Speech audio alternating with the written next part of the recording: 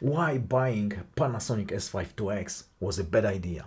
I bought it last year just after it was announced, following the OpenGate hype. Why was it a mistake in my case?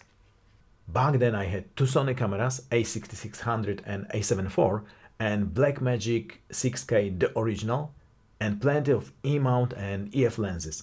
I bought 18mm f1.8 together with Panasonic, and later series Saturn 35mm 1.6 anamorphic, so the resulting horizontal field of view of 22mm.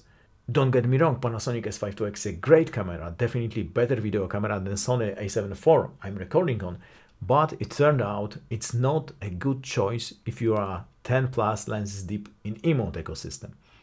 I can't use Panasonic much as my secondary camera since I got only two wide lenses. Some workaround is to use 18mm in crop mode, so I can use it as 27mm in APS-C and 28 pixel to pixel, or even 30mm with electronic stabilization crop on. But it is still very limiting. I also bought Sigma MC21 and autofocus works great with Canon EF lenses, but they are too loud for my liking and they make sound editing a nightmare in most situations. And actually lately I sold them all. Sure, OpenGate is great for shooting content that is for normal and vertical platforms. It saves a lot of time, but you can still do it with any other camera. Your vertical won't be 4K, which is not a big deal since it is watched on mobile phones anyway. It is also not that cool to expose both V-log and S-log at the same time, prone to errors. It is not a very big deal, but it's much easier to expose two cameras with the same log.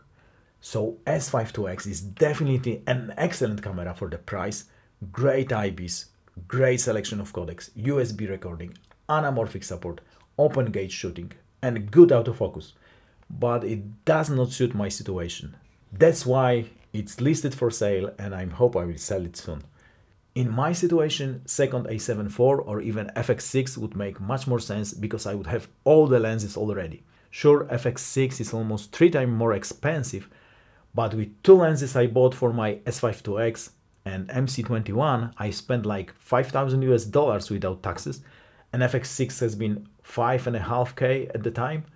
Sure, for FX6 I need more expensive media, so plus 1K for media and probably another 500 for V-mount power, but I would get the camera that matches my existing ones with much better features like 4K 120p without the crop, XLR audio, etc.